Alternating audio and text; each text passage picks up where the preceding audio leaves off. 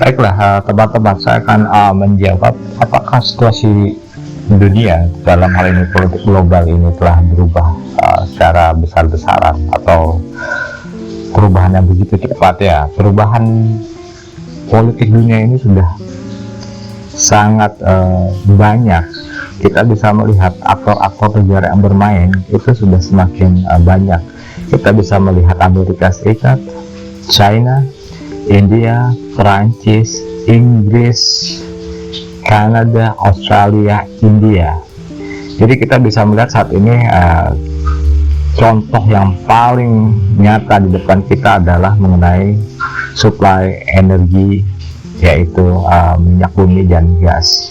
Bahwa suplai energi minyak bumi dan gas itu terus diproduksi, tetapi dibatasi penjualannya karena ada sebuah politik migas yang dilakukan oleh sebuah negara yang teman-teman juga sudah tahu, untuk mengetahui negara mana yang pro dan negara mana yang kontra. Ketika negara yang kontra tentu akan lebih sulit di masa yang akan datang, karena mereka harus membeli energi dalam harga yang lebih mahal, sedangkan negara-negara yang mendukung akan mendapatkan harga khusus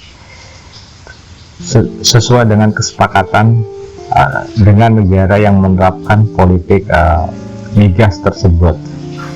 Jadi perubahan ini sudah terjadi luar biasa besar.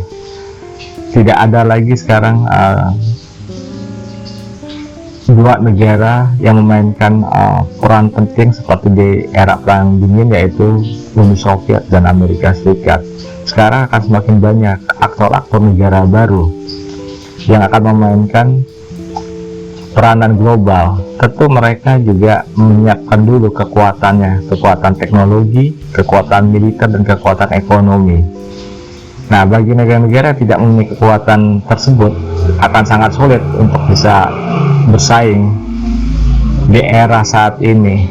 Bahkan kalau SDM-nya pas-pasan, ya apa boleh buat, kita hanya sebagai penonton dan juga konsumen.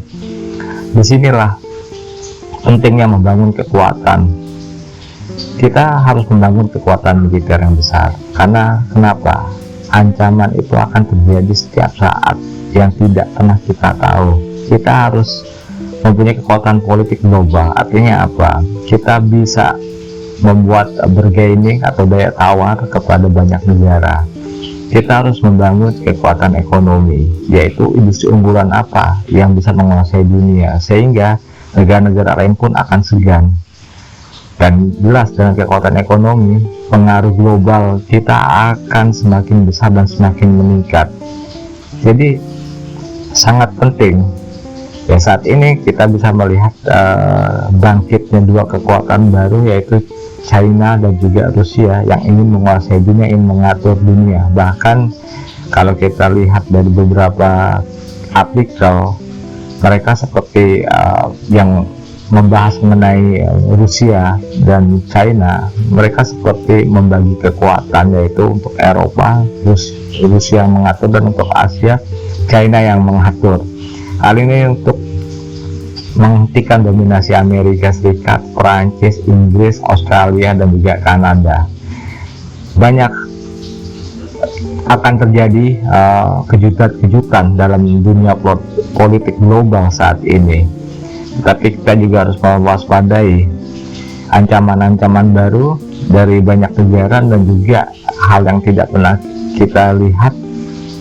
Ini juga harus kita ketahui, ya, seperti serangan cyber. Walaupun ini mengatakan wah ini sudah 20 tahun terjadi, tapi operasionalnya akan semakin canggih.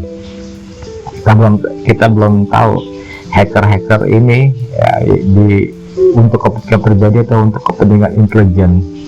Jadi akan banyak sekali operasi intelijen dengan cara-cara baru, tujuannya untuk menegakkan dominasi global.